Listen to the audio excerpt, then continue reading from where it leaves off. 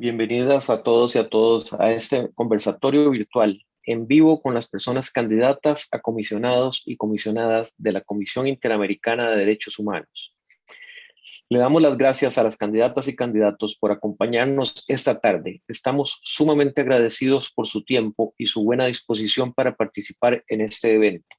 También agradecemos a quienes están siguiendo el evento en las diferentes plataformas y desde las diferentes partes de las Américas. Para quienes nos siguen en Zoom, les recordamos que pueden activar la opción de traducción simultánea, español, inglés o portugués. En la parte inferior de su pantalla encontrarán un icono para habilitar la traducción al idioma que necesiten. Les recordamos que también estamos transmitiendo por Facebook Live de la Red Latinoamericana y del Caribe, Red Lab. Quisiera compartirles que este evento está organizado por CEGIL, la Fundación del Debido Proceso, DPLF, IFEX ALC, la Red Lab, el Programa de Estado de Derecho para la Latinoamérica de la Fundación Konrad Adenauer Seed Fund, Open Society Justice Initiative, Robert F. Kennedy Human Rights.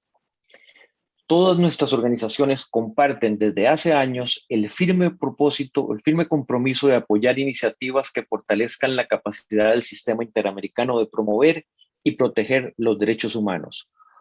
Una manera fundamental en la que creemos que podemos llevar a cabo este compromiso es buscando posibles formas de aplicar algunos de los principios y valores que promovemos: transparencia, participación, diversidad, equidad e inclusión, a los procesos de selección de personas en posiciones de liderazgo en nuestro sistema regional de derechos humanos, dígase comisionadas o juezas y jueces, en la Secretaría Ejecutiva de la Relatoría, etcétera.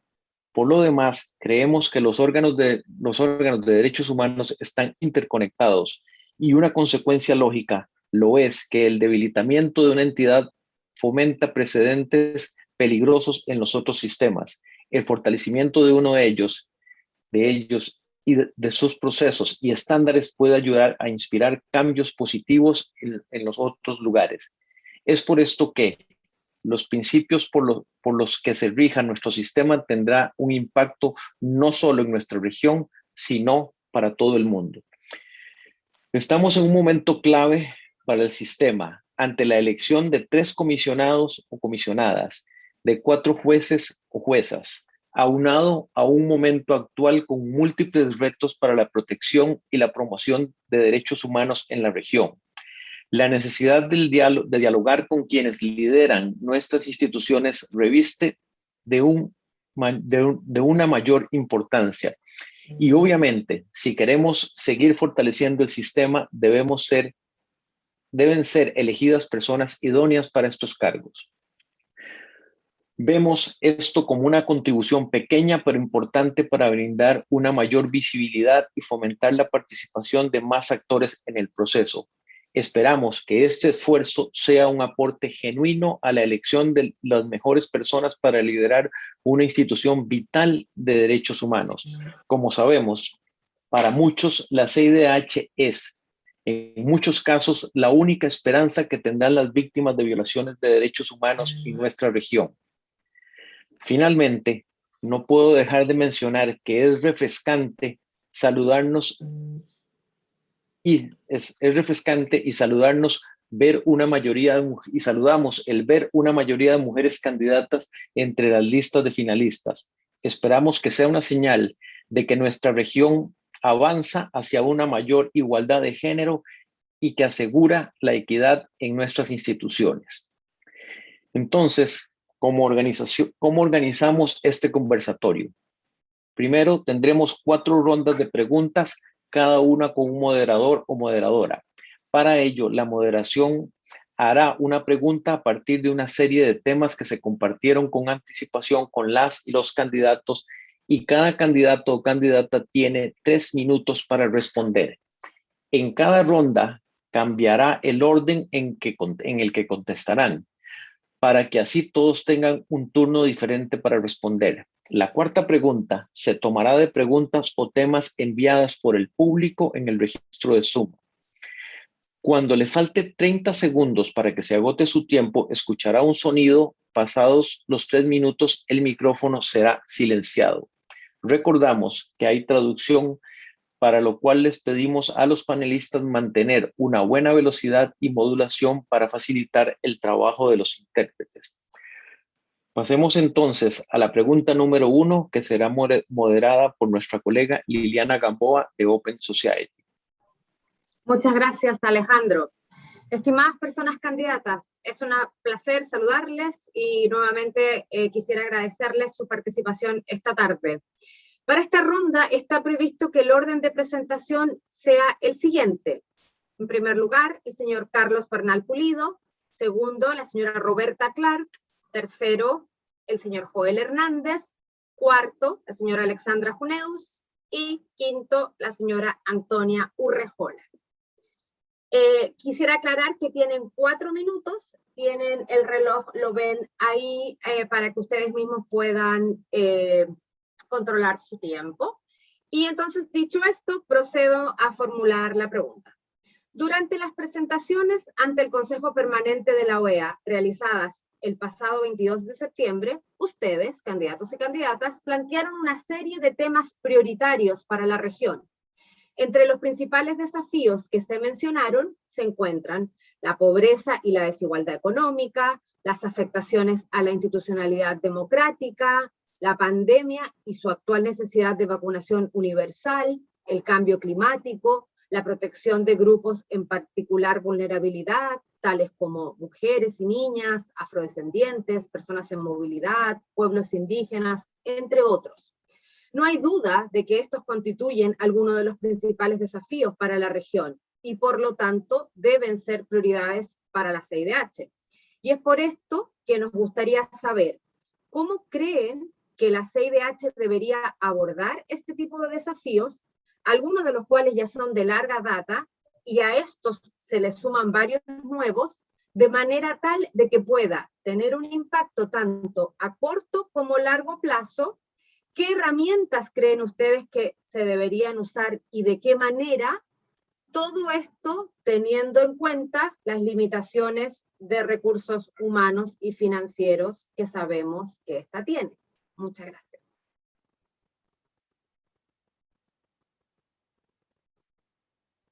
Doctor Bernal, puede comenzar con su intervención.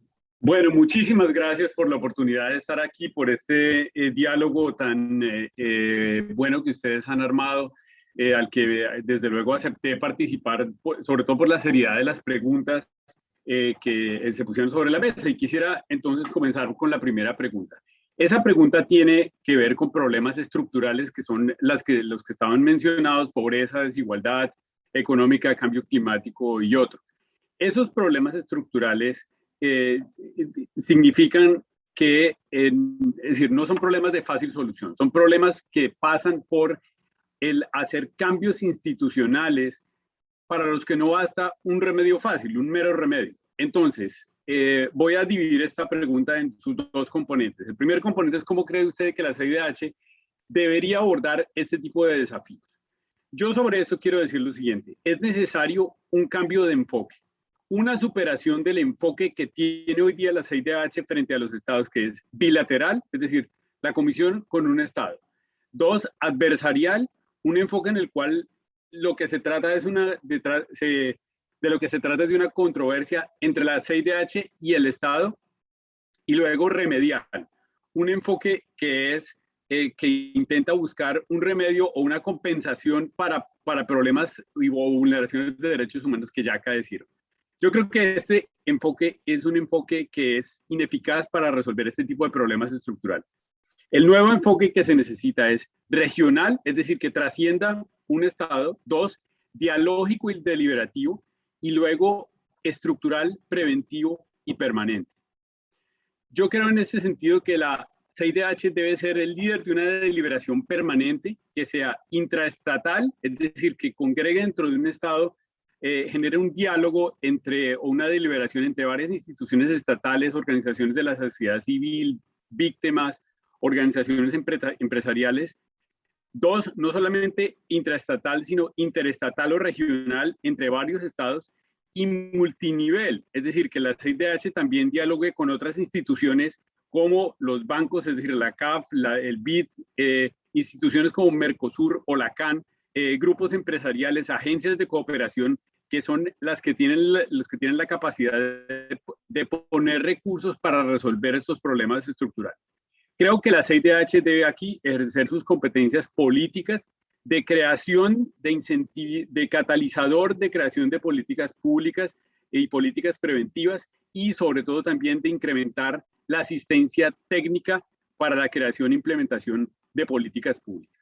Con esto voy a la segunda pregunta, que se refiere a herramientas concretas que la CIDH debería implementar en esta materia. Y yo aquí quiero hablar de 3 estrategias específicas.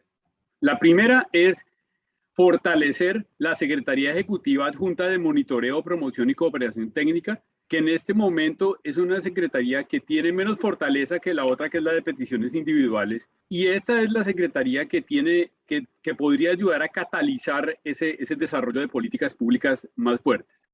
2, fortalecer el componente técnico de las relatorías especiales, con sobre todo dos aspectos. Uno, la interdisciplinariedad, es decir, en estas relatorías no puede tratarse solamente de abogados que hacen informes, sino de un equipo multidisciplinar y multidimensional que dé cuenta de esa estrategia multinivel de la que ya hablé.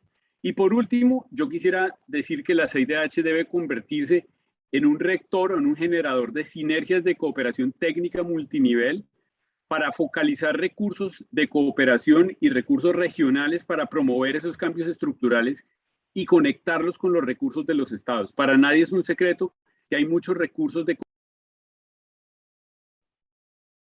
Bueno, se acabó el tiempo. Candidato Bernal, muchísimas gracias. Creo que estaba a punto de terminar de todos modos, y le paso la palabra a Ms. Clark. The floor is yours.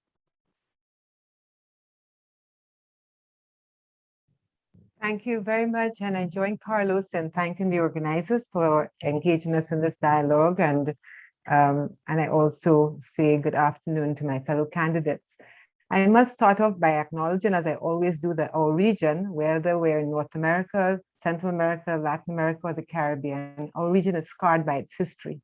Structural discrimination and poverty are prevalent and interconnected, and these conditions of deprivation make marginalized populations differentially exposed to the impacts of climate change, insecurity, and now the pandemic. In addition, the rise of authoritarian populism undermines democratic institutions and human rights culture. I think that there can be no solutions without the participation of peoples most affected by these conditions in the analysis of causes as well as in the formulation of responses. And I start there to say that the Commission must continue to ensure channels of interaction with a diversity of human rights defenders and civil society actors. Through these channels, the Commission is kept current on the state of human rights. It can be alerted to emergent violations, which should trigger its early warning processes, and we'll talk about that. And it can activate dialogue with member states bilaterally and through the regional political system, and of course, dialogue between member states and human rights defenders. The Commission's functioning is dependent on the kinds of human rights violations under consideration. I think in this question, we're not talking so much about individual complaints and the filing of petitions, but rather the question focuses more on the Commission's role in addressing structural conditions that are the fertile ground for the denial of human rights.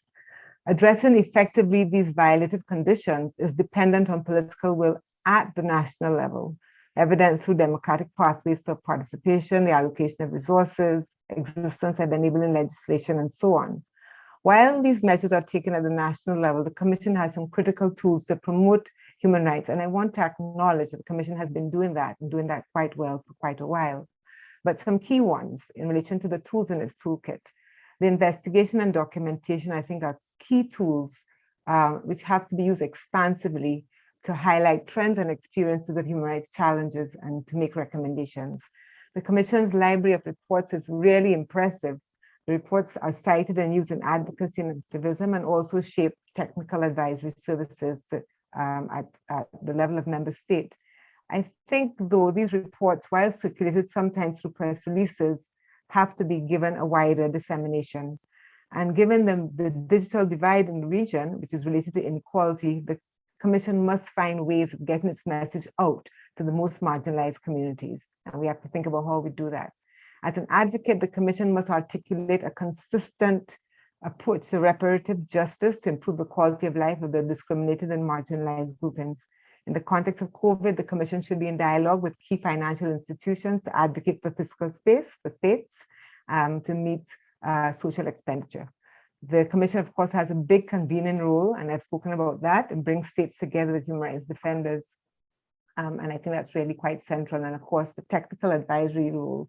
The action is at national level, and so the Commission must be working with state actors to build their capacity to ensure rule of law and human rights-based programming and policy.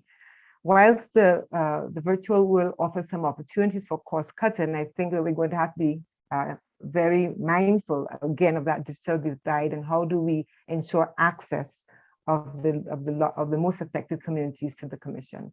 And finally, a lot of this is dependent on resources. The Commission has to work with the Secretariat as its own advocate to call on adequate resourcing to ensure that it meets its mandate. Thank you very much. Thanks, Ms. Clark. Then, cortito, le paso la palabra al doctor Hernández. Gracias, doctora Gamboa. Y tengo que empezar por felicitar a las organizaciones participantes en este evento por haber convocado a este diálogo. Saludo con mucho afecto a mis colegas candidatas y candidato, Alejandra, Antonia, Roberta y a Carlos. Qué gusto poder tener esta conversación, aunque sea virtual. Hago votos porque pronto podamos tener esta conversación en persona. En efecto, desde la Comisión Interamericana de Derechos Humanos hemos venido identificando estos retos que se plantean en la pregunta. Para mí, la palabra clave de la pregunta es impacto. Impacto a corto y a largo plazo. El gran reto que enfrenta la Comisión es seguir siendo un organismo internacional de derechos humanos que tenga un impacto transformador en nuestras sociedades a través de medidas que emprenda de carácter complementario a los esfuerzos nacionales para fortalecer los marcos institucionales y normativos de protección y garantía de los derechos humanos.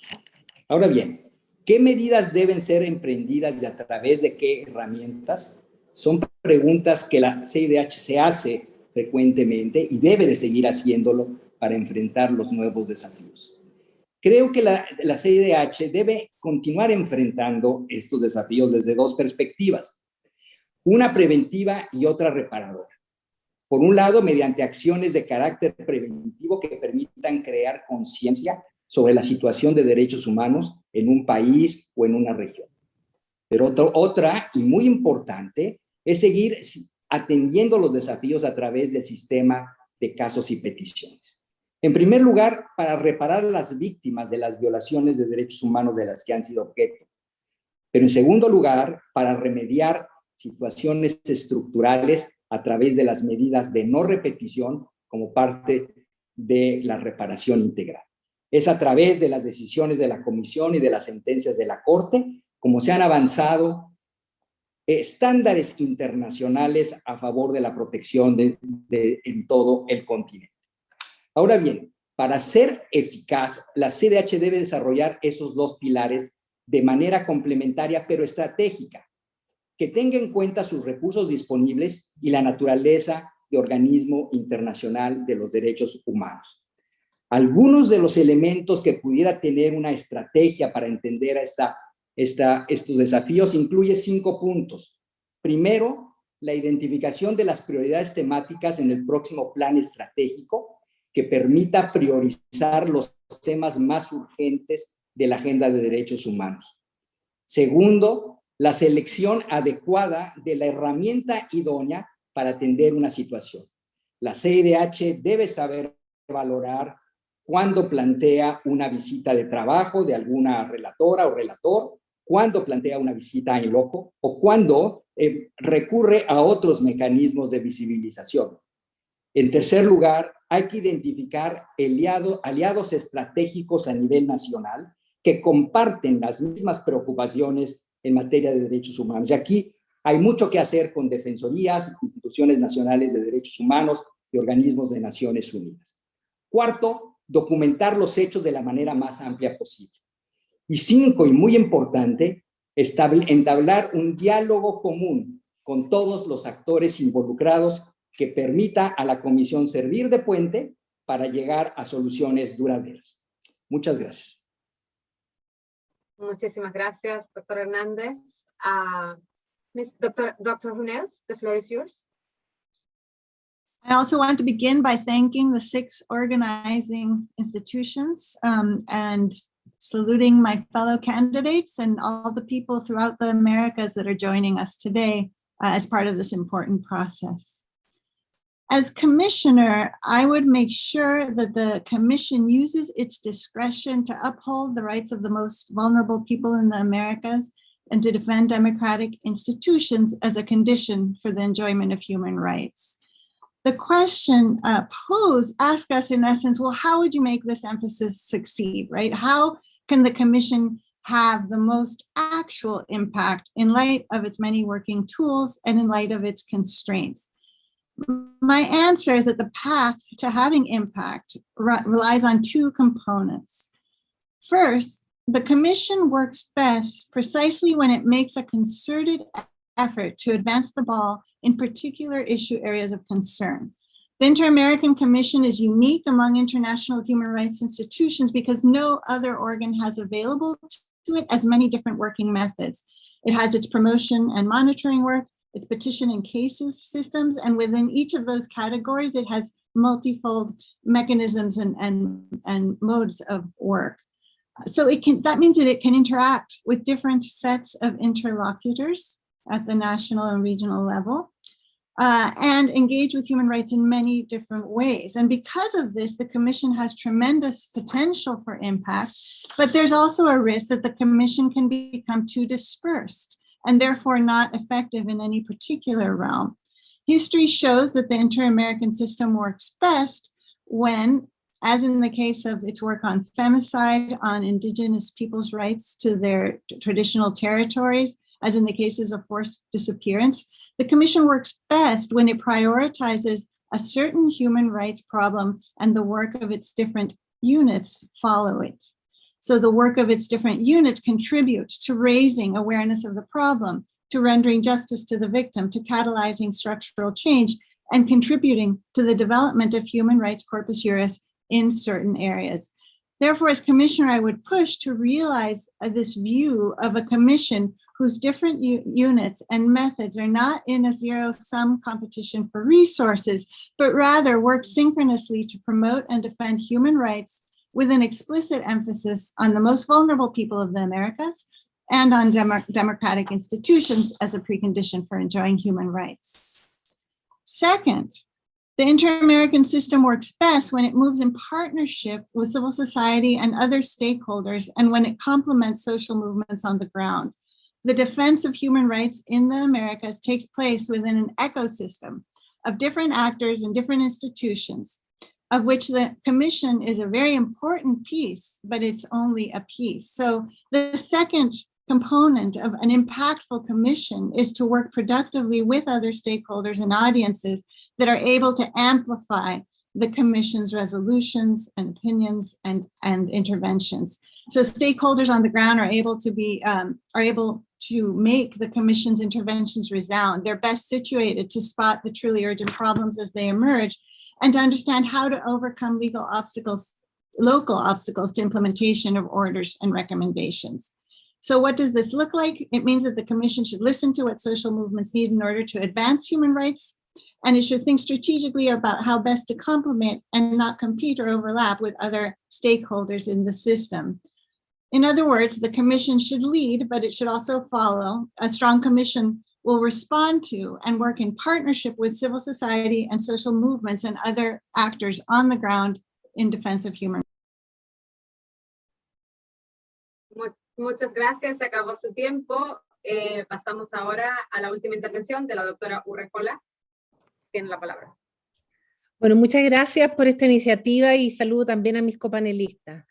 Lo primero que me parece indispensable es que el Plan Estratégico 2017-2021 sea evaluado para luego poder construir un debate con los distintos usuarios del sistema al elaborar el próximo plan estratégico que permita contar con un marco conceptual y de acción claro, con prioridades específicas, que sin duda muchas coincidirán con estos desafíos planteados en la pregunta. Ahora bien, la Comisión tiene 3 pilares que se complementan entre sí para trabajar estos temas, que son monitoreo, sistema de peticiones y casos y la cooperación técnica. En el marco de estos 3 pilares, la Comisión debe fortalecer su presencia y relevancia en las actuales crisis democráticas de la región. En primer lugar, en la documentación de las graves violaciones a los derechos humanos, como por ejemplo lo que ha estado haciendo en Nicaragua los últimos 4 años. En mitigar las consecuencias de estas violaciones a los derechos humanos, asegurando una reparación integral a las víctimas, el sistema de peticiones y casos fundamental, también las medidas cautelares. Y sobre todo el fortalecer la institucionalidad democrática en los estados de manera que las respuestas sean consistentes con el respeto a los derechos humanos. Acá el pilar de cooperación y fortalecimiento de la institucionalidad pública y también de las organizaciones de la sociedad civil es fundamental. En segundo lugar, la Comisión debe reconocer el modo en que se han distribuido los costos y sacrificios de la crisis económica provocada por la pandemia y todas las afectaciones a los derechos humanos que ello conlleva. Desde esta perspectiva, me parece que el debate en torno a las políticas fiscales de los estados, su relevancia en el ejercicio y garantía de derechos humanos, adquiere demasiada importancia. Esto es un tema concreto que tenemos que trabajar mancomunadamente y que permite ir abordando los desafíos ya mencionados. En tercer lugar, la pandemia también presenta nuevos desafíos en el trabajo interno de la Comisión, la transición hacia nuevas tecnologías como método de trabajo permanente.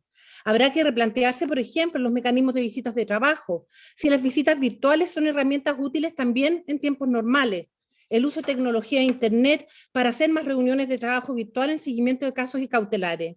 Y esto lo relaciono con el tema del presupuesto, que como siempre es un desafío permanente y en la actual crisis de la pandemia sin duda es más relevante. Es un deber ético y un compromiso que los estados tienen, junto con los órganos del sistema, de abordar conjuntamente y creativamente. La Comisión es un órgano de la OEA, fue creada por los estados y es responsabilidad de sus miembros que ella no solo siga existiendo, sino que se fortalezca. Pero hay que ser realistas, las contracciones económicas de la pandemia son un hecho que impactará a todos los órganos internacionales, no solo a los de derechos humanos. Y habrá que ver fuentes de financiamiento creativas, continuar exigiendo a los estados su compromiso con el sistema que se refleja también en el financiamiento, pero también como aprendizaje de la pandemia, evaluar los métodos de trabajo que pueden significar menos costos, tal como indiqué, sin poner en entredicho nuestro mandato y sobre todo la centralidad de las víctimas. Debemos considerar como desafío central el avance de los autoritarismos en la región y sus impactos en la agenda de derechos, y cómo la CIDH continúa ejerciendo su labor frente a estados autoritarios o estados que no dialogan con la Comisión o no cumplen con las recomendaciones y no ven en ello costo alguno.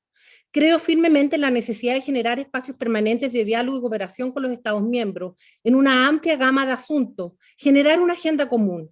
Es muy importante la asistencia técnica, el asesoramiento legislativo y la construcción de relaciones más sólidas y permanentes entre la Comisión con todas las autoridades nacionales de los distintos poderes del Estado. Esto también es esencial, no solo con los gobiernos y los ejecutivos, sino los poderes judiciales y los poderes legislativos. Y por supuesto también fortalecer la coordinación y cooperación con los demás organismos de derechos humanos a nivel regional e interamericano. Los tiempos que vienen exigen una comisión compacta, fuerte y comprometida con los derechos humanos, una comisión que sepa adaptarse ante los diversos desafíos y contextos en una región que está cambiante y convulsionada. Muchas gracias. Muchísimas gracias, doctora Urrejola. Les agradecemos a todos y a todas, se han destacado muchos puntos y perspectivas interesantes en sus presentaciones, y con esto entonces pasamos a la pregunta número 2, que será moderada por nuestra colega Leonor Arteaga de la Fundación para el Debido Proceso de PLF. Muchas gracias, Liliana. Les reitero un cordial saludo a todos y todas las candidatos y también a las personas que nos están siguiendo a través de distintas plataformas. Muchas gracias por acompañarnos. El orden de presentación para esta segunda ronda será primero la señora Antonia Urrejola, luego la señora Alexandra Juneus, seguidamente el señor Joel Hernández, a continuación la señora Roberta Clark y finalmente el señor Carlos Bernal Pulido. La misma dinámica, 4 minutos cada uno para sus respuestas a la pregunta que ahora voy a formular. En los últimos años, la región ha visto cómo gobiernos elegidos democráticamente y con un fuerte apoyo popular han ido asumiendo poco a poco tendencias autoritarias, que en algunos casos han derivado con los años en situaciones aún más graves que han puesto en jaque a la región. En este mosaico institucional, ¿no?, de las distintas instancias del sistema interamericano de derechos humanos, la Comisión Interamericana es normalmente la primera en tomar conocimiento de estas señales, desde el momento mismo en que se producen. Funciona entonces en la práctica la CIDH como una especie de alerta temprana. Estamos hablando aquí de ataques que van desde la independencia judicial, afectaciones a la libertad de expresión y al derecho a la protesta, criminalización de defensores y defensoras de derechos humanos, periodistas y representantes de la oposición política, etc. En este escenario tan complejo y cambiante, ¿cómo puede la Comisión Interamericana mejorar o hacer más eficiente su papel precisamente de lo que ya señalaba de alerta temprana? ¿Y qué herramientas o mecanismos debería adaptar la CIDH para advertir de mejor manera en la región o con un mayor impacto y anticipación sobre estos riesgos y amenazas? Adelante, Antonia, para empezar esta ronda. Bueno, muchas gracias. Yo llegué a una CIDH que supo estar en tiempo real en las crisis de derechos humanos, otorgándole relevancia a su rol de visibilizar las graves violaciones a los derechos humanos. Me ha tocado una CIDH presente y activa frente a las crisis de derechos humanos como las de Nicaragua, el estallido social en Ecuador, la grave crisis de derechos humanos postelectoral en Bolivia, las violaciones a los derechos humanos en el contexto de las protestas en Colombia. Una CIDH presente también en temáticas claves como la COVID-19 a través de la SACROI. Llegué a una comisión que da respuestas a situaciones de emergencia y creo que todo esto es en gran parte a la mirada estratégica que ha tenido el plan. La comisión debe refinar el trabajo de sus alertas tempranas, considerando que hoy la región tiene crisis que se caracterizan por su constancia y su larga duración. Esto es parte de lo que debemos discutir en el nuevo plan. El principal desafío del próximo plan será precisamente reforzar esta institucionalidad y sus distintos mecanismos para atender las nuevas crisis y desafíos en esta realidad convulsionada y cambiante. Debemos, en primer lugar, continuar relevando el acompañamiento y coadyuvar en las investigaciones de graves violaciones a los derechos humanos, replicando mecanismos ad hoc cuando corresponda, como se hizo en situaciones como el secuestro y homicidio de los periodistas en la frontera de Ecuador-Colombia, en el caso de Ayotzinapa, México, con la creación del GIEI y el MESA, la creación del MECENI y el GIEI Nicaragua, el MECEBI y más recientemente el GIEI de Bolivia. En tiempos de crisis es esencial la adaptabilidad a las nuevas circunstancias. Ante la crisis sanitaria, los nuevos desafíos de derechos humanos que hoy enfrentamos, las restricciones de viajar a los territorios, la falta de confianza en las instituciones internas y muchos otros factores, creo que la Comisión debe continuar con sus mandatos convencionales a cabalidad, pero también continuar relevando mecanismos ad hoc, según los contextos y circunstancias de cada caso o crisis. La adaptabilidad y la flexibilidad a los nuevos contextos o desafíos me parece fundamental, obviamente dentro del mandato convencional y estatutario que le corresponde a la Comisión.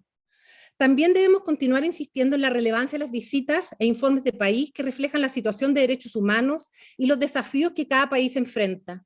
Estos informes y sus recomendaciones deben constituirse en verdaderas hojas de ruta para los estados, más allá de las recomendaciones que se incluyen a través de la generación de mesas de diálogo sobre temas específicos, de manera a involucrar a las y los actores nacionales como agentes de promoción y protección a los derechos humanos. Por último, el apoyo en programas de capacitación, capacitaciones directas y asesoría en materia legislativa, etc. Creo que debemos seguir impulsando el funcionamiento de las salas de coordinación y respuesta oportuna e integrada, que permiten efectuar un monitoreo más cercano y una aproximación fundada de la Comisión frente a situaciones específicas de crisis o contextos determinados como la SACROI COVID. A través de estos mecanismos, no solo se hace un seguimiento más cercano a la situación, se coordinan los distintos mecanismos de la Comisión, pero además se fortalece las capacidades institucionales de la Comisión, reforzando la mirada integral e intersectorial de la protección de derechos humanos. Debemos fortalecer aún más los constantes esfuerzos por mantener un vínculo fluido con organizaciones que habitualmente tienen una relación con el sistema, pero también con organizaciones territoriales de base, que ha sido muy fuerte durante la pandemia. Y eso me parece fundamental. continuar fortaleciendo los nexos de la CIDH con la sociedad civil en todo el amplio espectro. Y aquí quiero relevar la importancia de que la Comisión siga siendo un espacio de escucha de todos los usuarios del sistema, pero sobre todo un espacio de escucha para las víctimas, para los silencios que se quieren hacer oír. Creo que actualmente en estos contextos desafiantes ese es un rol fundamental. No estarán en los mandatos expresamente, pero el rol de la Comisión como espacio de escucha creo que es un tema muy relevante en estos contextos tan desafiantes. Muchas gracias. Adelante, doctora Huneus. The Inter-American Commission, the Inter-American System, has a deep experience with the breakdown of democratic regimes and with defending democratic actors. What's new today in the region, but also the world, is the slow hollowing out of constitutional democracy through piecemeal attacks, little by little and under the mantle of legality and constitutionalism. As one author writes, the new autocrats come to power not with bullets, but with laws. And they carefully preserve the shell of the prior liberal state, but in the meantime, hollow out its moral core. So in this context, in this new context, how can we make the Commission a more effective warning system and a better responder to these crises? I propose three approaches, three perspectives. First, the scholarship and the lived experience of the Commission tells us that the key lies with empowering domestic actors. Social action and political mobilization is the most important way to counter democratic erosion. So that must be the Commission's role, to protect and amplify the voices of those who are defending democracy on the ground. And here, I do believe the Commission is doing a lot of things right. It responds to and amplifies warnings from civil society. It's creating a rich jurisprudence of protection of judges in the region when they're removed from the bench for political views. It's created a rapporteurship on human rights defenders and a rapporteurship that also focuses on journalists through the freedom of expression rapporteurships. And in these ways, it has been effective at detecting and defending against threats to democracy. It now can continue to deepen its relationship with these actors and perhaps expanding also to political parties, and continue and should deploy mechanisms such as the HIE, but now focused on democratic crises as a way to import also the insight of interdisciplinary experts. It's better able to do all this in those countries that it has deeper relationships. And so part of the challenge here is to deepen its relationship with those countries such as the Caribbean, the United States, Canada, with which it doesn't have such a deep context right now. Second, the system has to create new standards that respond to the new threats. The tools developed by the Inter-American System in early years were meant to respond to overt anti-democratic maneuvers. And now we need new standards, new means of fighting for democracy. An example of this, I believe, is the recent advisory opinion of the Inter-American Court that basically tells us no more perpetual democracies. Enabling presidential re-election without term limits is contrary to the Declaration and American Convention. But it's not enough to oppose single measures like this. Often the problem lies not in a single measure, but a cluster of measures that seem on the face of it to be legal and compliant with inter-American human rights instruments. So here the Commission needs to draw on the rich scholarship on this to consider the complexity of assessing when an executive is endangering a constitutional democracy, and to educate itself and others on this complexity by holding hearings and through them developing a more sophisticated lens to detect and defend against the creep of autocratic legalism. And third, I'd like to emphasize where's my time screen? I can't find it. It's important to acknowledge that the early warning system is but a Band-Aid measure, and the hollowing out of democracy in our region is in response to some of the failings of governments and political systems to respond to corruption, illegal actors, and deep socioeconomic inequality and social exclusion. And in this way, part of the struggle isn't about early warning, but continuing to support the provision of socioeconomic rights, even in seemingly well-functioning democracies. And this is particularly so in the wake of the pandemic, which might otherwise cause more democracies to go down this path. I can't see my timer. Muchas gracias. Adelante, doctor Hernández. Muchas gracias, Leonor.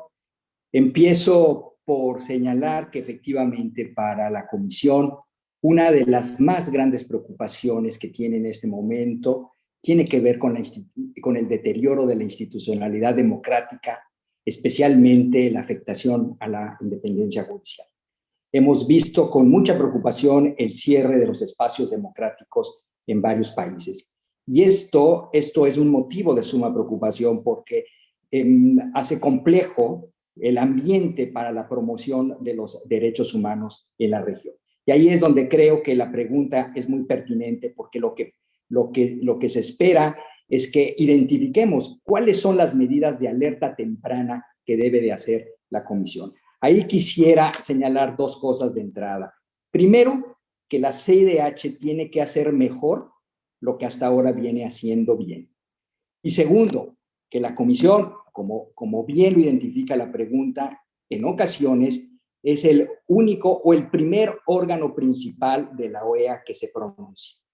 Y esto lo tiene que seguir haciendo la Comisión de una manera objetiva, responsable, no selectiva, estrictamente circunscrita al mandato que se le ha otorgado con los instrumentos fundacionales del sistema, principalmente la Convención Americana. Ahora bien, no puedo sino coincidir plenamente con mi colega, la comisionada Urrejola, cuando nos dice que el punto de partida tiene que ser el actual plan estratégico, una evaluación del plan estratégico. Creo que debemos hacer un corte de caja de lo que ha funcionado bien para que sigamos nosotros construyendo sobre lo construido. Que aquí ya ha identificado no solamente mi colega, la comisionada Urrejola, sino también las candidatas y el candidato, varias de las áreas que la Comisión tiene que seguir profundizando del plan estratégico. Si se trata de una alerta temprana que debe de ejercer la Comisión, yo me centraría en dos elementos fundamentales, en dos propuestas fundamentales para seguir profundizando las capacidades de la Comisión. Creo que es importante que la Comisión desarrolle una política de comunicación. La Comisión tiene que saber, en primer lugar, hacer una mejor difusión de todos los estándares que desarrolla, pero también de informes temáticos, de informes país que elabora como parte de su mandato. Y tiene que, como parte de esa política de comunicación, tiene que saber identificar los mensajes a ser transmitidos y también el público o el auditorio objetivo al cual tienen que llegar esos mensajes. Y esto pasa por un reto fundamental que tiene hoy la Comisión, que es la de llevar la de realización de pronunciamientos oportunos, concisos, si bien con lenguaje respetuoso, pero contundentes. Y segunda propuesta que creo que ayudaría a mejorar las capacidades de alerta temprana. La Comisión, la Secretaría Ejecutiva ha realizado un gran trabajo de distribución de cargas entre las distintas áreas de la Secretaría Ejecutiva. Pero es necesario ahora crear una fuerza de tarea de crisis, para la atención de crisis, que haya un grupo de especialistas que estén dedicados de manera permanente a poder anticiparse a las crisis y de esta manera poder hacer los pronunciamientos de una manera oportuna para que la Comisión pueda tener un impacto y pueda generar también aquí el impacto necesario al interior de las sociedades. Muchísimas gracias. Doctora Clark, por favor.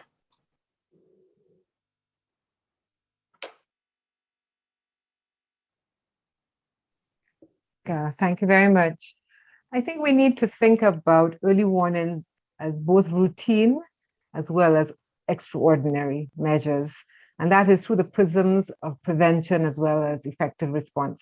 So the first thing, we cannot afford complacency. Our histories require vigilance in ensuring an understanding of and commitment to the rule of law and human rights. And in particular now, for example, in the context of the public health crisis, we are seeing in some instances questionable curtailment of rights. So we know we're really in a moment where we have to be thinking about how are we ahead of some of these trends.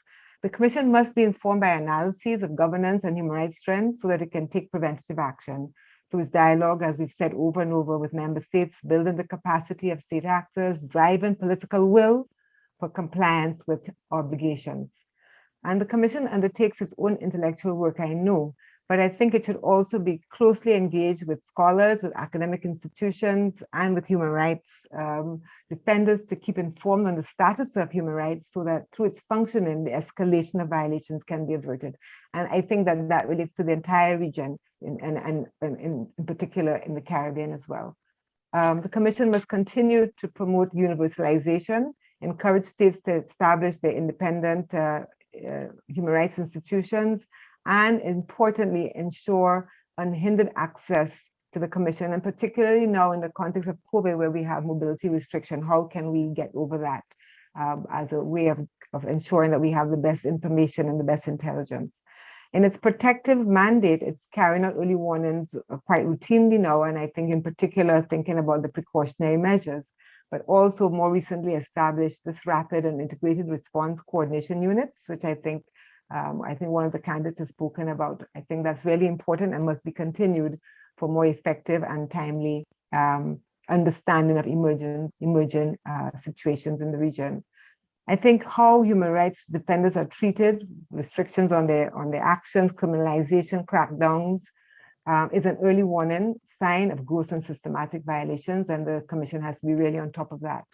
I think we should look to develop early warning indicators, for example, as is done under the Sustainable Development Goals 16, where there's an indicator on killing, kidnapping, enforced disappearances, etc., of journalists, trade unions, human rights advocates. But we also need early warning indicators on discrimination and for socioeconomic rights, as a deterioration in the enjoyment of these rights can lead to violence and social fragmentation and opens the way for illiberal forces and authoritarian populism.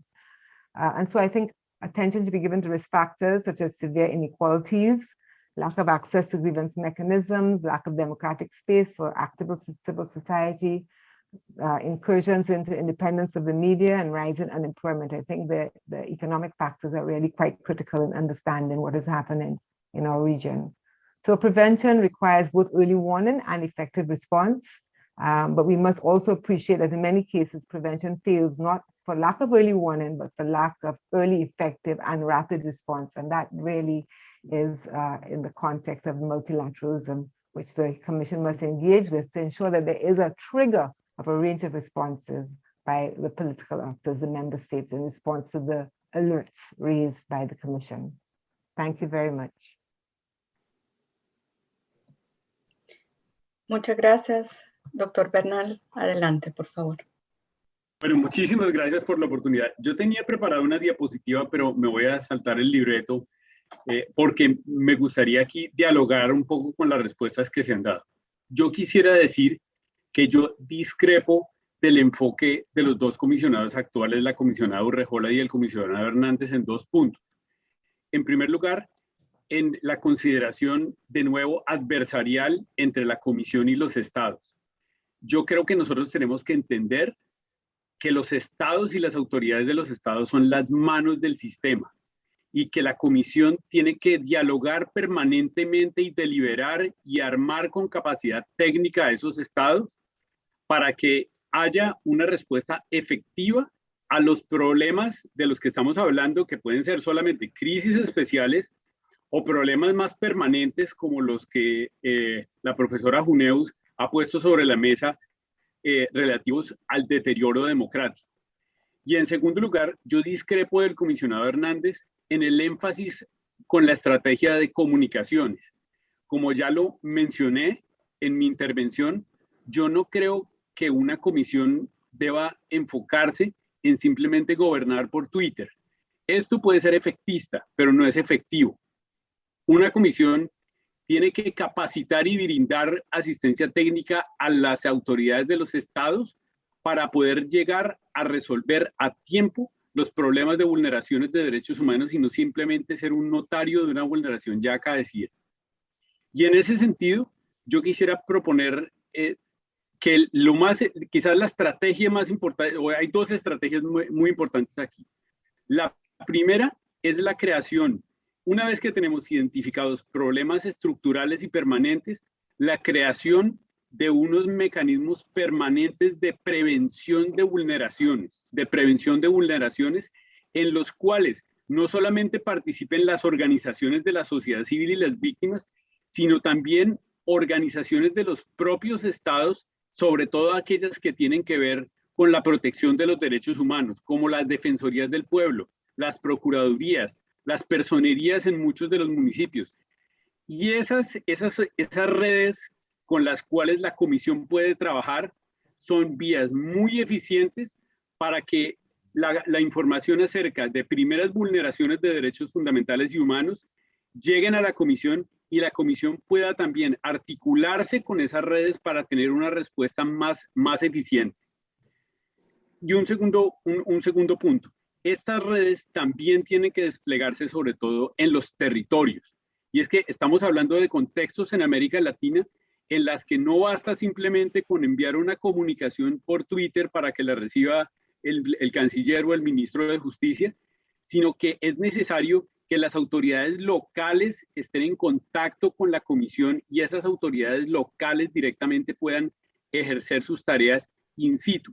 Y yo creo, y aquí estoy en presencia de muchas personas de organizaciones civiles, que también la comisión puede trabajar de la mano con las organizaciones civiles que tienen más capacidad territorial para justamente llegar a esos sitios en los cuales hay enfermedades endémicas de derechos humanos que son fáciles de identificar y a las cuales tenemos que acercarnos de una manera preventiva y no simplemente de una manera de reparación. Muchísimas gracias.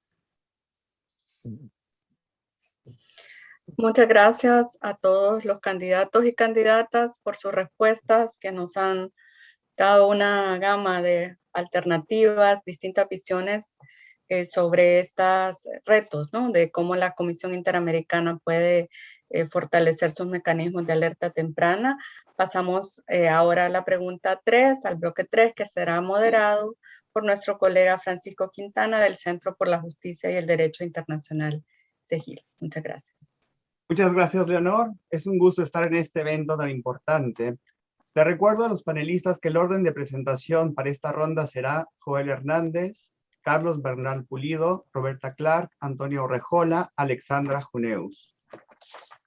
Un tema central en la presentación ante el Consejo Permanente fue la discusión sobre los procedimientos internos de la Comisión, desde el uso de sus redes sociales, la elaboración de sus comunicados de prensa, así como las diversas actividades de capacitación y promoción que lleva a cabo.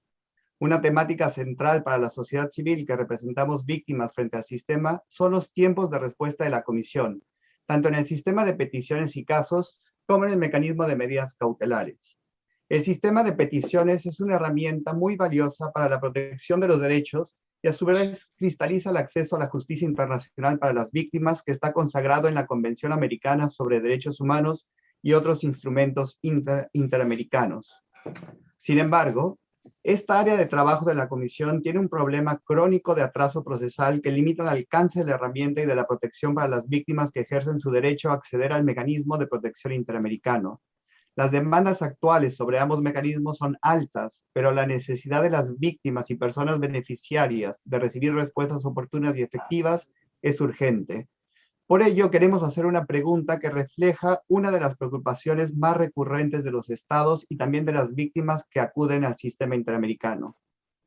¿Cuáles serían 3 objetivos que la Comisión se debería fijar para superar el atraso procesal y fortalecer el alcance de la protección a través del mecanismo de medidas cautelares?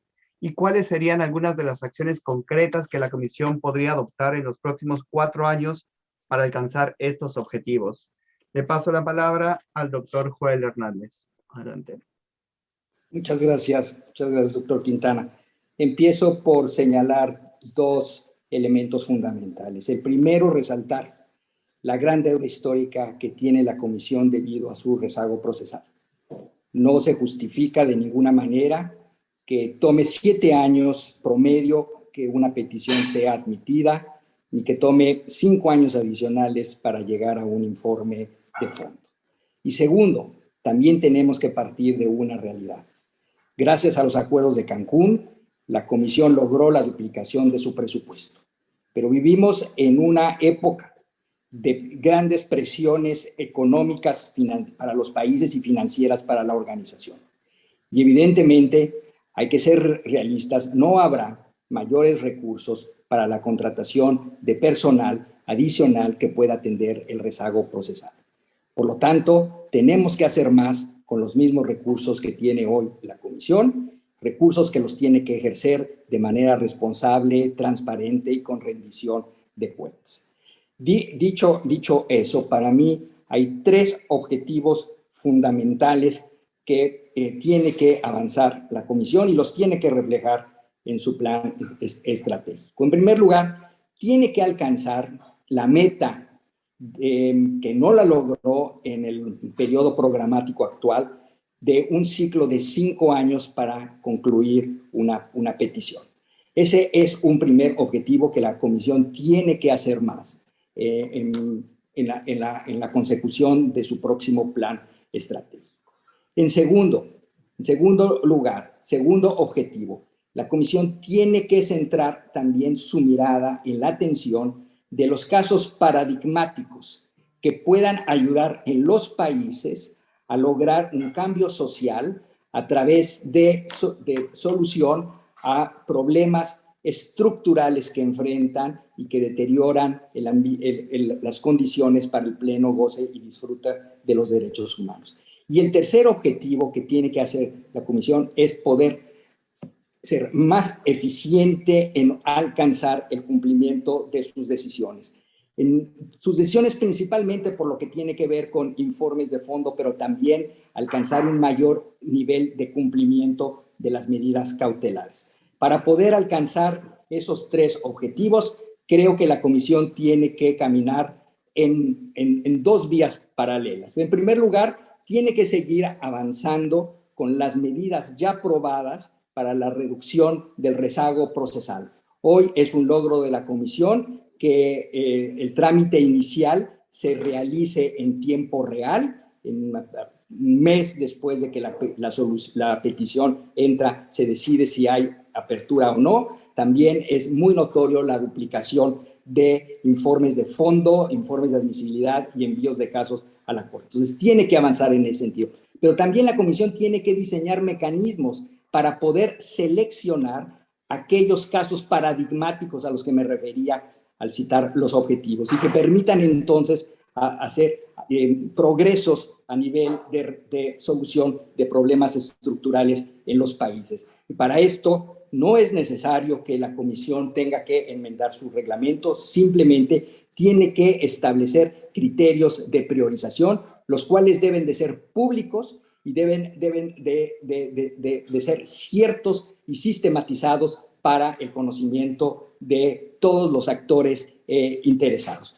Y por último, la Comisión debe seguir trabajando más en su observatorio de impacto para poder lograr un mayor número de cumplimientos.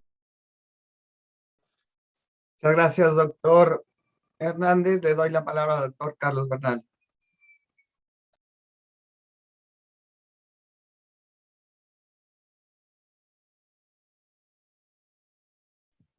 Bueno, muchísimas gracias. Yo sobre este tema quisiera decir que tengo las siguientes estrategias. Una primera es el incremento de la eficiencia de la CIDH y sobre todo, pues la idea de que la Secretaría Ejecutiva no puede ser una rueda suelta que los comisionados no controlen y cuya eficiencia no esté sometida al escrutinio de los comisionados. Miren, les doy estos datos que aparecen en la página web de la comisión. Entre 2006 y 2020, la comisión recibió 30.120 peticiones.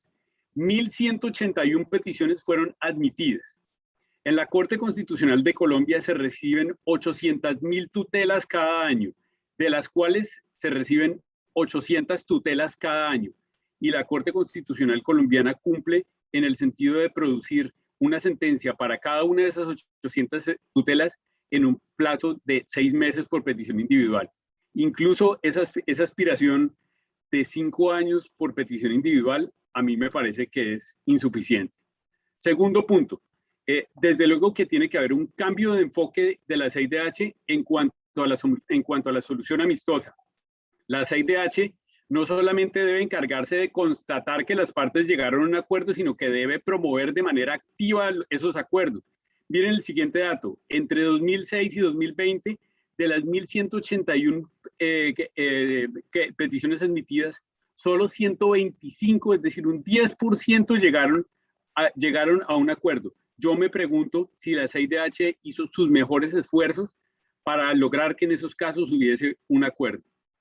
Desde luego, un tercer caso pasa por la elaboración e implementación de protocolos de selección y priorización de casos, es decir, la utilización de estrategias concebidas en el derecho penal internacional como el análisis de contexto o los casos pilotos de la Corte Europea de Derechos Humanos. Ahora, yo también pienso que las estrategias y herramientas de inteligencia artificial pueden ayudar a permitir la identificación de patrones de situaciones de vulneraciones de derechos humanos a nivel regional. Es inconcebible que la Comisión Interamericana no cuente hoy día con esas estrategias de análisis de contexto y de inteligencia artificial. Además, esas estrategias permitirán que la Comisión también pueda detectar en dónde tiene que catalizar la generación de políticas públicas de derechos humanos. Y en cuanto a las medidas cautelares, es decir, lo inaceptable no es el tiempo no solamente es el tiempo que dura una medida cautelar en la Comisión, sino que después la implementación dura otros 9 meses, 10 meses en los estados. ¿Y por qué razón? Pues porque la Comisión no involucra al Estado en el proceso de la adopción e implementación de la medida cautelar. Yo creo que aquí también tiene que haber un cambio radical y de nuevo la Comisión debe trabajar de la mano con los estados que yo creo que tienen que comprometerse a dar esa protección incluso en las medidas de cautelar. Muchas gracias. Muchas gracias. Tiene la palabra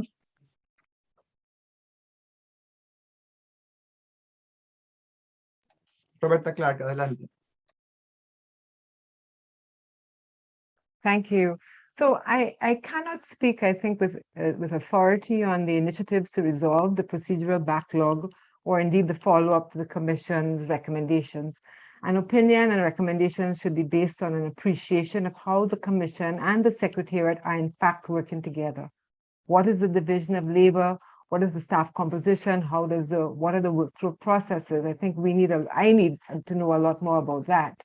But drawing on the annual reports, certainly since the establishment of the strategic plan, the last strategic plan, it seems that efficiency, effectiveness, and legitimacy are the recurrent issues, with concerns for delay in the consideration of petitions. And these delays have led to backlogs at all stages of the process. And that delay, along with some non-compliance with the Commission's recommendations, are seen, understandably, as undermining the Commission's effectiveness and therefore legitimacy. Given the centrality of the petition system to the credibility of the Commission and, of course, to safeguarding lives and ensuring access to human rights, the sustained efforts to address delay are needed, not only to address the delay, but to monitor and support implementation of the precautionary measures and recommendations. From what I can gather, a number of significant improvements were taken in the last 3-4 years. One, strengthening the attention and accountability within the Secretariat and the commissioners, but also the establishment of this online platform, which speaks to the compliance with the recommendations and the precautionary measures. I think excellent. There's been some emphasis on the expansion of human resources, and I'm really happy to see some intention to stabilize the contracts of staff, because I think that's really critical in stabilizing the Secretariat and indeed the Commission. Streamline and targeted processes, reducing duplication. I think we've heard about that. Joining cases where there's an identity of parties or similar patterns. And then this adoption of resolutions on precautionary measures and friendly settlements that gives the Commission a more assertive role in its follow-up with member states. So this menu, this suite of improvements the annual report suggests has really led to some improvements, some noticeable impact, with a record number, they say, of petitions reviewed at the initial admissibility and merit stage. So if there's quantitative evidence that these adjustments are improving efficiencies, then I think we have to double down on that. But the review of the reform should also include a qualitative component to ensure that the expedited processes are not compromising access to the Commission, particularly by those most marginalized and without access to digitalization. And we also want to do some review of the quality of the reports being produced. Because the improvements in the Commission's processes and its successful digital presence and outreach, the numbers of petitions have been growing quite steadily. Between 1997, 435 to 2,448 in 2020, so exponential growth in that. The specter of backlog hovers over the Commission, and this requires a continued consideration on the scope of cases which the Commission will consider. I have some concrete actions. One, I do agree with the suggestion on the paradigm, the cases addressing structure. I think we need to increase the diversity of staff to promote more sub-regional specialization in the consideration of petitions as well as in outreach to member states. I think we need to review and assess the impact of the Commission's digital platform to enlarge the audience for strengthening human rights, culture and accountability. And I also think we need more expertise and specificity in the recommendations on laws and procedures to be adopted by states. I think we have to get to really target member states in our recommendations to improve compliance and outreach on the degree of compliance. Thank you very much. Muchas gracias. Tiene la palabra la doctora Antonia Orejola.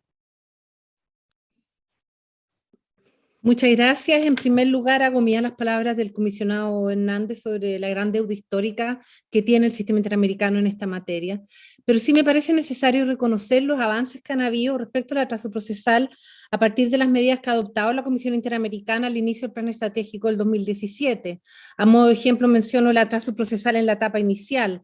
Por primera vez desde hace décadas, la Comisión está estudiando las peticiones al día. Las cifras sobre informes de admisibilidad y de fondo aprobados también dan cuenta de que las medidas adoptadas han ido dando resultados concretos, y estas medidas no han estado exentas de tensiones con los estados, debiendo trabajarse muy cercanamente con ellos por el aumento considerable en sus carteras de casos y también incentivarles que refuercen los equipos jurídicos, que es algo muy importante. Creo que la Comisión tiene que continuar por el camino que ya ha tomado, la creación de nuevas herramientas de trabajo, tales como modelos de informes simplificados, sistematización de criterios como el digesto de admisibilidad, trabajos especializados por series temáticas para lograr un tratamiento más estandarizado de los informes y la adopción de medidas, como la acumulación de casos que comparten aspectos fácticos y jurídicos, el incentivo de las soluciones amistosas. Respecto del envío de casos a la Corte, otro desafío central del sistema es precisamente el seguimiento a sus recomendaciones. Algo dijo recién Roberta Clark sobre el tema. En los informes de fondo se ha intensificado el trabajo en la etapa de transición, actuando como facilitador en el diálogo entre las partes, otorgando asesoría técnica y a fin de cuentas relevando y fortaleciendo el cumplimiento de recomendaciones en esta etapa, lográndose a mi juicio avances muy importantes que hay que reconocer. Pero a pesar de estos buenos resultados, sigue habiendo un gigante desafío, más de 3.700 peticiones en trámite. Entonces, aún manteniendo el actual nivel de producción, no se podrá batir el atraso procesal. Por eso quiero aportar 3 ideas. Uno, el uso de la tecnología, ya lo han dicho, el uso efectivo de un sistema moderno que permite un manejo eficiente de la tramitación y redacción de informes. Segundo, el uso eficiente de los recursos humanos, manteniendo un trabajo basado en resultados. Tercero, fortalecer los flujos de aprobación y análisis de documentos por parte del Pleno de la Comisión.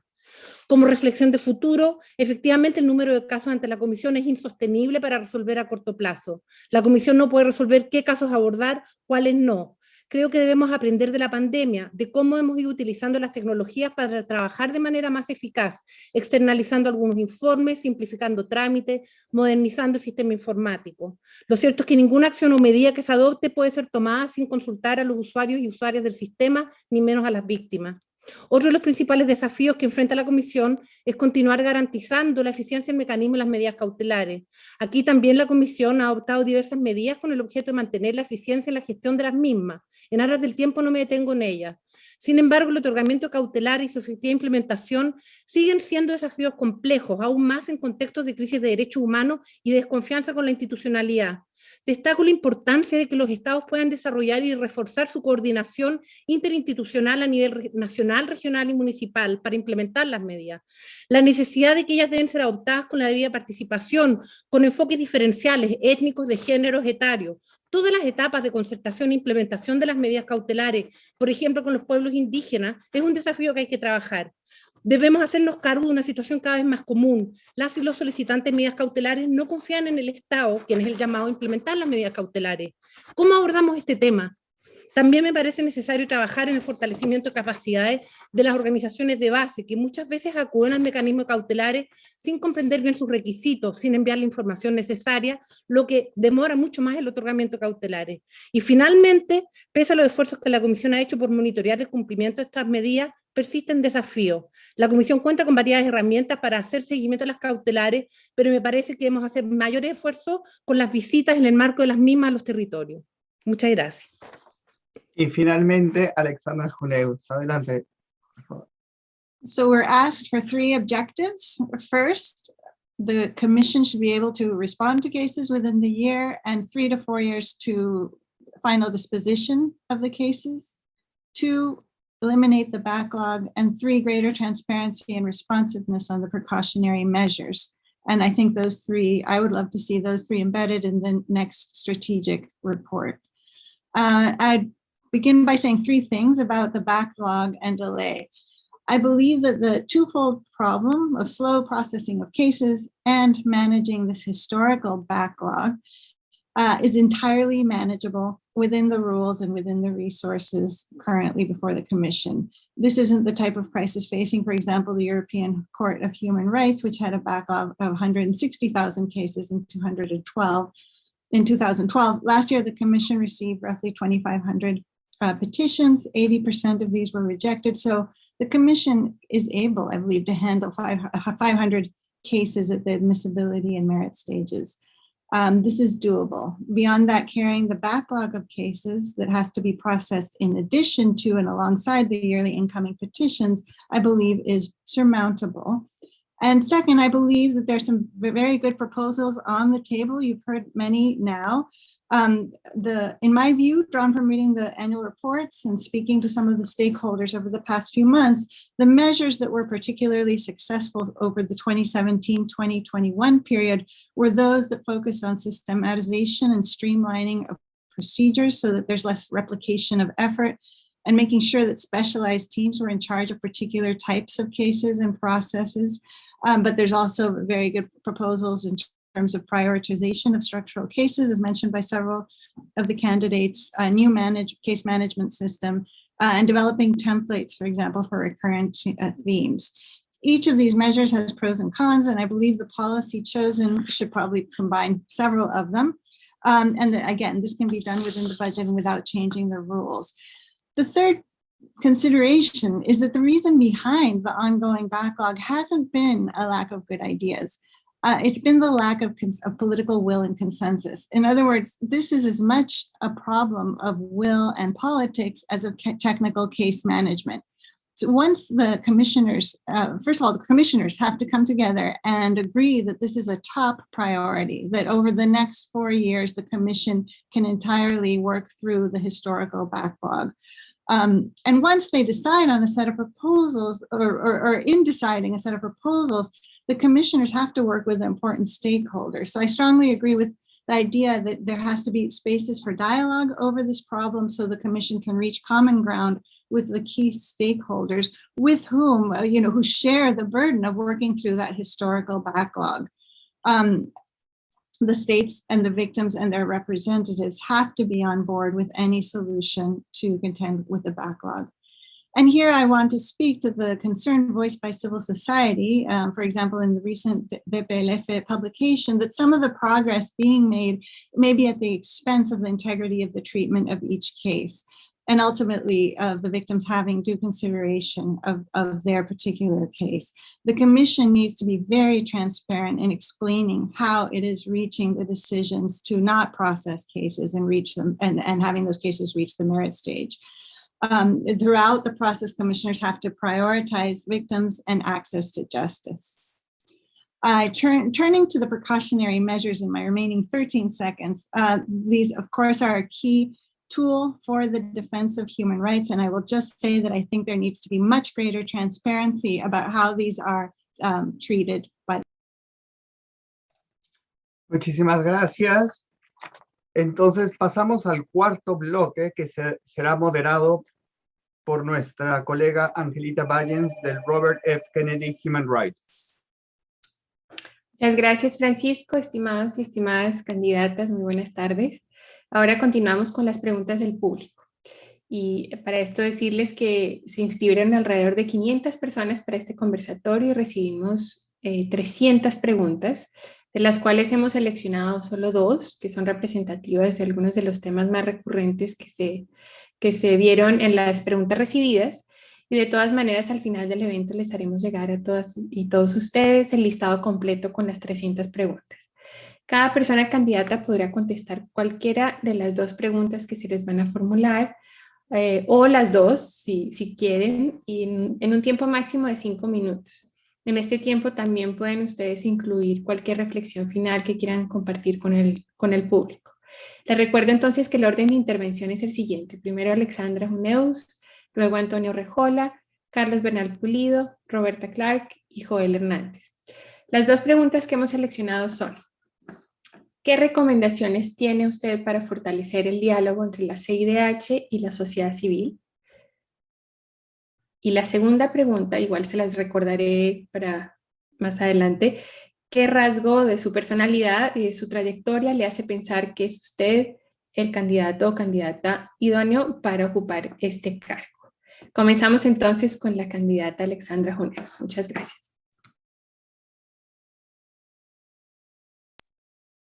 Bueno, muchas gracias. Sorry, thank you very much. And so the first question, the Commission and civil society. I believe, first of all, I commend the Commission for how open it is and how dialogic it has been with civil society. I believe the Inter-American system outpaces its fellow international human rights bodies in this sense. I believe, though, that you can never have too much, and that the Commission needs to work proactively to have a broader set of interlocutors in civil society. For example, I believe that while there are very strong links with the countries that frequently come before the Inter-American system, and particularly the countries that are signatories to the American Convention and submitted to the jurisdiction of the court, there are many countries that have that the civil societies have a much thinner relationship with the Inter-American system, and that it is up to the Commission to proactively seek out opportunities to have relationships and dialogues with those interlocutors.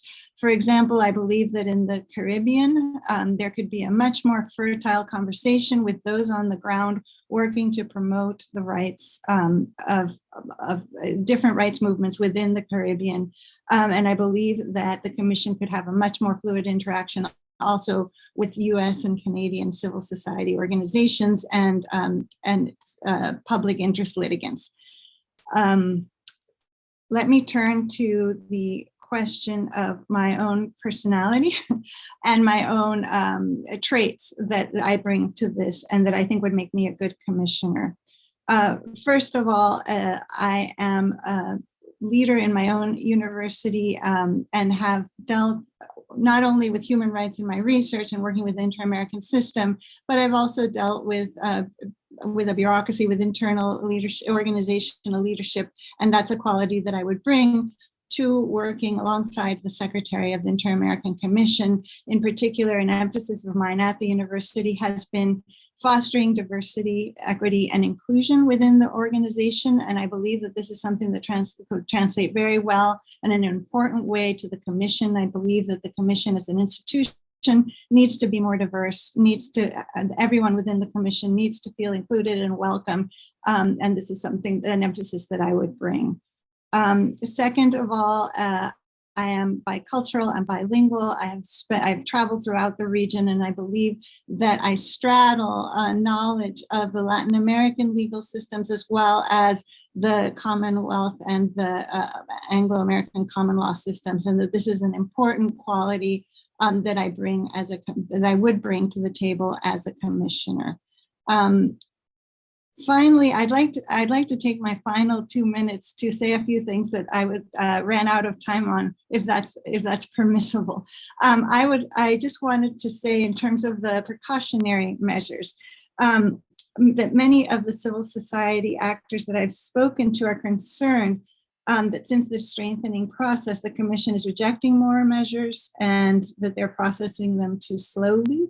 And the problem that I ran into here is that there's little information. If you compare this to the question of the backlog, we don't have a lot of information from the commissioner about individual trajectories of cases, and we don't have a lot of studies from scholarly communities, in part, I believe, because the information is lacking. And so I believe that a first measure in dealing with precautionary measures would be to create greater transparency so that we can have a more robust understanding and response of the problems that they face. And more deeply, I believe it's important to have a vision of what the measures do. Some of those I've spoken to are concerned. The system of asking states what institutions they have are available is paramount to asking for an exhaustion of resources requirement. At the same time, it seems important to work with states to craft competent resources to these life-threatening situations at the national level. So I believe that it's very important to think about what is the impact of the system on states and how it can push states to create a more agile response to those moments when human rights are imperiled. To think of the system as potentially a type of proactive complementarity. In closing, I do want to thank the organizers, Sahil Redlat, Konrad Adenauer, the Robert Kennedy Human Rights, IFEX, ALC, and Open Society for having us and for the work that you do in creating. Thank you so much. Muchas gracias. Ahora le paso la palabra a la doctora Antonio Rejola. Muchas gracias. En primer lugar, respecto a la pregunta con las organizaciones de la sociedad civil, tal como yo dije en una de mis intervenciones, creo que la comisión tiene que continuar realizando sus esfuerzos constantes de mantener un vínculo fluido con las organizaciones que habitualmente se relacionan con el sistema. Eso es muy importante y fundamental por todo lo que contribuyen además al fortalecimiento del sistema. Pero también me parece que hay que ir sumando a aquellas organizaciones sociales de carácter territorial, como señalé, que no tienen experiencia en el sistema, y esto lo hemos visto en la pandemia sobre todo, y eso a través de foros sociales, reuniones periódicas con las organizaciones no gubernamentales y territoriales, tratando de llegar a la base. Como relatora de pueblos indígenas, creo que es un esfuerzo que yo he hecho desde que llegué a la comisión, de que la Relatoría de Pueblos Indígenas pueda empezar a establecer una relación directa con las propias organizaciones de los pueblos indígenas. Además de la importancia de las organizaciones de la sociedad civil, que son fundamentales, también establecer una estrecha relación con las organizaciones territoriales. Creo que tenemos que seguir fortaleciendo esa relación con la sociedad civil en su amplio espectro, básicamente, y eso es muy importante, y creo que es a través de foros sociales, reuniones periódicas, cuando podamos volver a ir a los territorios, llegando a los territorios, también en los territorios más aislados, aquellas organizaciones que no logran llegar a la comisión, sino que la comisión debe ir a las organizaciones.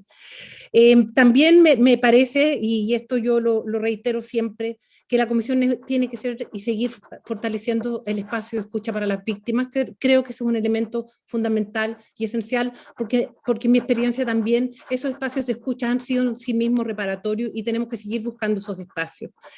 Concuerdo con lo que dijo Alexandre Uneus sobre la necesidad de fortalecer la relación con las organizaciones de la sociedad civil del Caribe, de Estados Unidos y Canadá. Creo que ahí hay mucho trabajo todavía por hacer. Sobre la experiencia mía, porque creo yo que sería una buena candidata, en este caso, ir a la reelección. Bueno, yo tengo experiencia como abogada de derechos humanos desde el Estado, por lo tanto conozco lo que son los obstáculos de trabajar en derechos humanos al interior de los Estados y los obstáculos que uno enfrenta en la generación de políticas públicas, los obstáculos estructurales internos, el concordar agendas comunes dentro de los propios organismos estatales, y conozco lo que es eso, estar al otro lado. Conozco la Secretaría General de la OEA, he trabajado ahí, he trabajado en la academia y he trabajado en la Comisión Interamericana, por lo tanto creo que tengo una experiencia de distintas plataformas, siempre resguardando y siempre con el enfoque de derechos humanos, pero desde las distintas plataformas, y creo que eso es una capacidad que yo le pongo a la comisión, el conocimiento técnico. También tengo una capacidad política que creo que en los tiempos que vienen requieren capacidad política de diálogo. En momentos de tensión esa capacidad es muy importante, además de la capacidad técnica. Creo que además tengo empatía. Para trabajar en derechos humanos debemos ser empáticos y ponerse en los zapatos del otro y sobre todo de las víctimas. Y creo que mi gestión ya ha dado cuenta de las autonomías dentro de lo que es el mandato de la comisión y fortaleciendo siempre el diálogo con los distintos usuarios del sistema, buscando agendas comunes, buscando consenso en la medida que ello sea posible. Y desde esa perspectiva, insistir en lo que dije anteriormente, aunque parece que el candidato Bernal no me escuchó. Yo no he insistido en el carácter adversarial de la comisión, y mi experiencia en la comisión y los resultados de mi trabajo dan cuenta de cómo yo siempre privilegio el diálogo, y quiero reiterar lo que dije antes, que yo creo firmemente en la necesidad de generar espacios permanentes de diálogo y cooperación con los Estados miembros en una amplia gama de asuntos, y hay que buscar dónde están esas agendas comunes. Podemos muchas veces tener tensiones con los Estados, diferencias incluso sustanciales con los Estados, pero también tenemos el rol de buscar dónde hay puntos de encuentro para trabajar de manera coordinada. Sin cooperación técnica, sin diálogo con los Estados, el sistema no funciona, y eso yo lo tengo clarísimo. Y la Comisión debe denunciar y debe ser dura cuando tiene que ser dura, pero también tiene que buscar puentes permanentes con los Estados a través de la cooperación técnica, a través del diálogo permanente. Y aquí vuelvo a insistir la importancia del diálogo, no solo con los Estados vía ejecutivo, sino que también con los demás órganos de los Estados, órganos judiciales, legislativos, órganos independientes. Creo que eso también es fundamental, sobre todo para los tiempos que vienen. Pero yo siempre privilegio el diálogo, entendiendo cuál es el mandato de la Comisión y teniendo como eje central las víctimas. Muchas gracias. Muchas gracias, doctora Rejola. Antes de darle la palabra al doctor Pulido, quiero hacer una corrección, porque de manera equivocada dije que habíamos recibido 300 preguntas y en realidad no son tantas, así que igual les pasaremos el listado, pero en total recibimos alrededor de 60 preguntas. Espero que sea una buena noticia, más manejable de alguna manera contestarlas en su momento si así lo estiman. Pero bueno, ahora sí, antes quizás vuelvo a recordar las dos preguntas, ya que es la primera vez que ustedes las escuchan. La primera es, ¿qué recomendaciones tiene para fortalecer el diálogo entre la CIDH y la sociedad civil?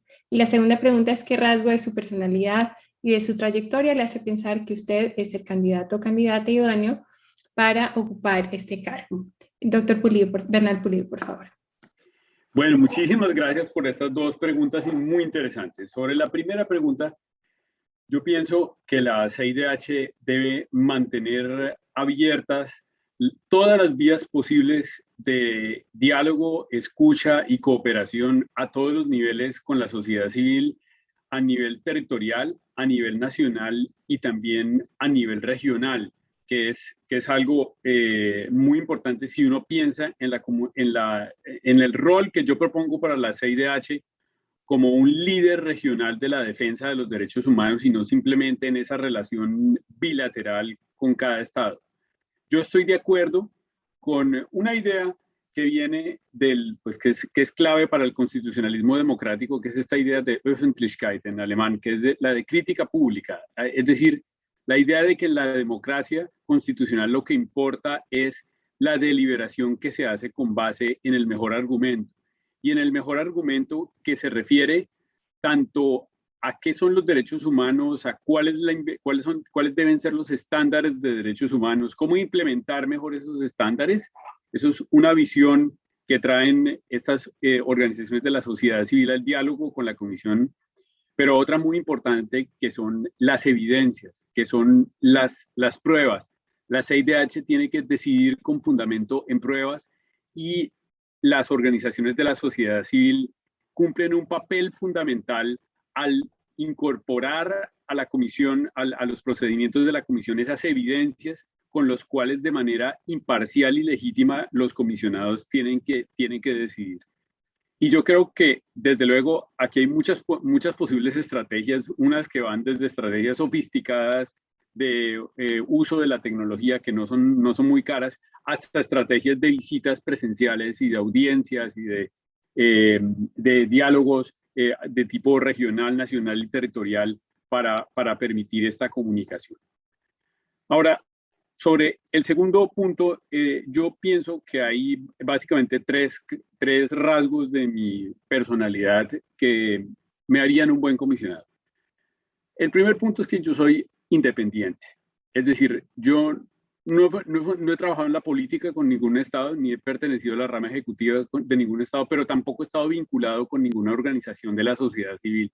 Así que soy una persona que tiene un pensamiento crítico y que actúa para complacer a su propia conciencia. Y eso yo creo que puede fortalecer la legitimidad de una organización como la CIDH.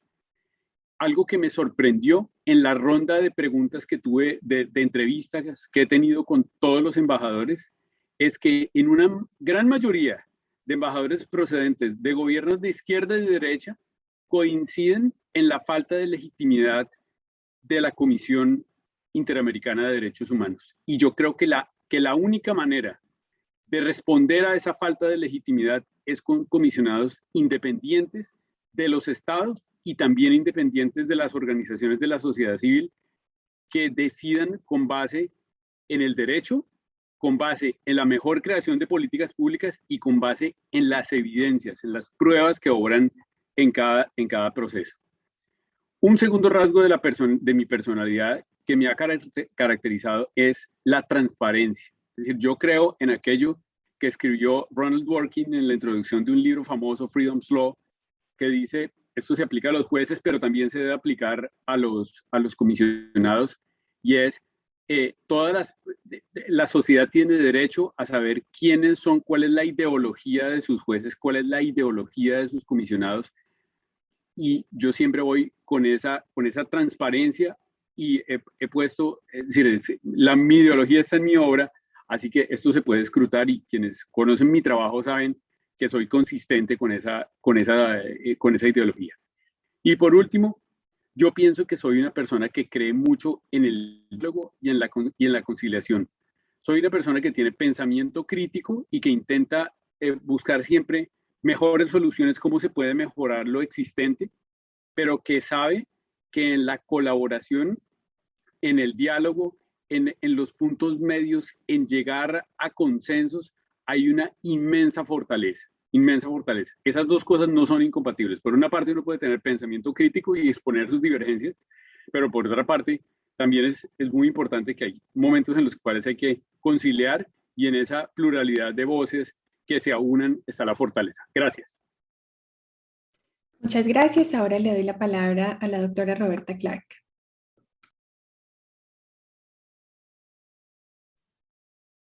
Thank you very much. Whilst I appreciate the doctorate, it won't be accurate. So just to set that record straight, starting with the first question about the role of NGOs in civil society. As I said, as I began the very first question, participation, I think, is the precondition for the effective functioning of the Commission, and that participation of people across our region, people through their member states, but people through the voices of the NGOs that represent, especially those who are most dispossessed. So I think that participation is a precondition to the effectiveness of the Commission. NGOs are the voice of the dispossessed. They monitor the state. They raise the alarms on crises, incoming crises. They exercise leadership, and they often function in situations of hardship and situations of risk and threat. And so we really do have to be really attentive to the NGO movement and to civil society. Act as human rights defenders, I think, is at the heart of the work of the Commission. But we have to also find ways, and I think the Commission has been doing that, has an enviable history of doing that, but we have to find ways to ensure diversity of engagement of NGOs. When I say a diversity, I think a diversity within countries as well as between countries.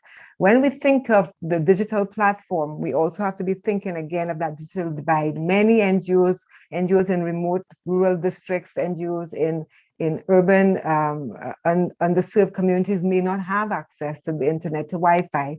Certainly we know that in the case of some countries in the Caribbean, over 50% of their populations may not have access to Wi-Fi. So we have to be thinking NGOs across that kind of digital divide and have different strategies for ensuring the voices of a diversity of NGOs. And certainly in relation to the Caribbean, there has to be a much more routine engagement with Caribbean NGOs. I have to say, I'm looking at the organizers of this event, and thank you very much for organizing it, but I don't necessarily see any NGOs from the Caribbean as a co-organizer. So this inclusion of NGOs, this very intentional inclusion of NGOs from the Caribbean, I think is also an outstanding work for the regional NGO movement as well. And I think in relation to the ensuring the diversity of voices, we want to be also ensuring that NGOs have access to the capacity development that the Commission puts on from time to time, its workshops, the diversity of NGOs to share their perspective on what is happening in the country, and as an information source. So for many reasons. In relation to what I bring as to the commission, well, I started with saying I'm an attorney at law, but really what I am is a feminist, social justice, gender equality advocate. This is what I've been for all of my adult years. I have expressed that work in the NGO movement. I have a very strong NGO background. I'm actually now working in the NGO background or contributing to NGOs. But for quite many number of years, I worked within the multilateral system of the UN and engaged very practically with member states in dialogue, giving technical advisory services to problem solve.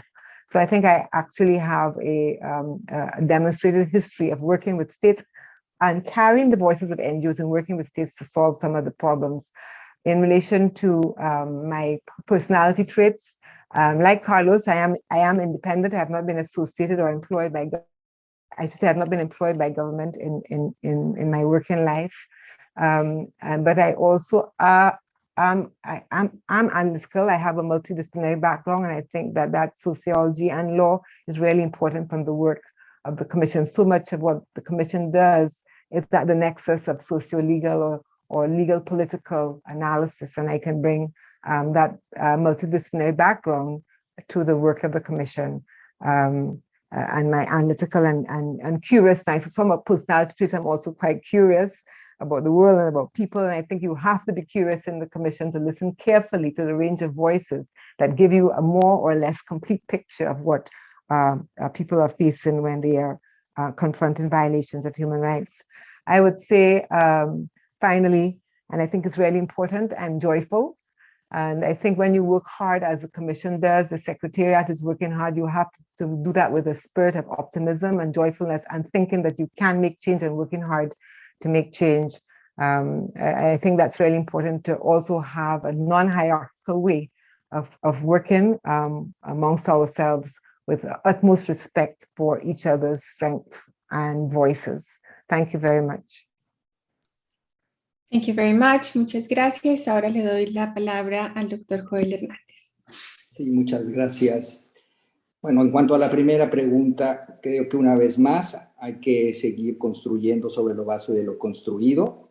En estos 4 años en la Comisión he podido ver la manera en la cual la Comisión interactúa de manera más estrecha con la sociedad civil, y esto debe de ser continuado. Lo hemos venido ya haciendo con la coalición de organizaciones de la sociedad civil en el marco de nuestros periodos de sesiones. Pero creo que también estos 2 años recientes de trabajo virtual nos han dado muchos aprendizajes. Y creo que aquí hay más que hacer para poder trabajar con la sociedad civil de manera más cercana y entablar un diálogo.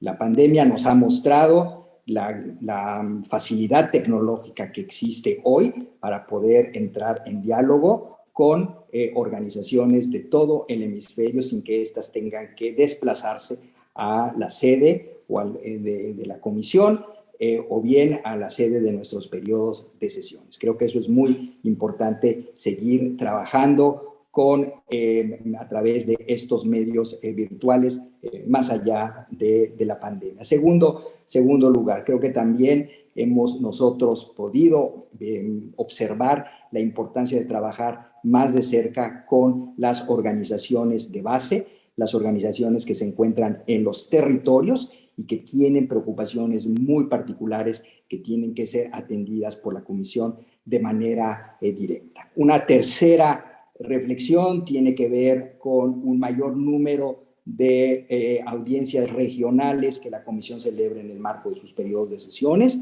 Yo me he beneficiado muchísimo, tanto en mi anterior relatoría para derechos de las personas privadas de libertad, como la actual sobre defensoras y defensores de derechos humanos, de estas audiencias regionales en donde las organizaciones de la sociedad civil nos han dado insumos valiosísimos para un mejor entendimiento de la problemática.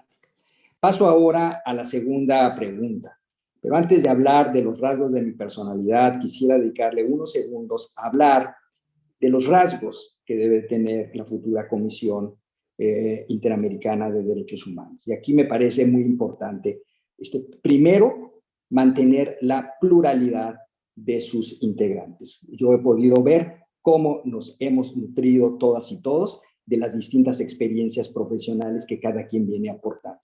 Desde aquellas compañeras que vienen del mundo académico o de la práctica privada, y otros que venimos también de anteriores funciones de gobierno, hemos podido también nosotros complementarnos mutuamente y tener una visión más completa como órgano colegiado. Y segundo, me parece fundamental que la comisión mantenga la paridad de género o la aumente. En la actualidad sabemos bien, 5 comisionadas y 2 comisionados. Cuando llegué a la comisión, la proporción era 4 comisionadas, 3 comisionados. Y yo he podido darme cuenta a lo largo de estos 4 años de la importancia que ha tomado hoy en día la promoción de los derechos de las mujeres, que esta es una responsabilidad no solamente de mujeres, sino también de hombres por igual. ¿Qué es lo que yo puedo aportar a la comisión? 3 elementos. Primero, un profundo conocimiento del funcionamiento de los organismos internacionales y en especial de la CIDH. Hoy conozco a la CIDH desde sus entrañas, mejor que en el pasado, desde luego. Y aquí quiero revelar una situación muy importante. Vivimos en una crisis de multilateralismo.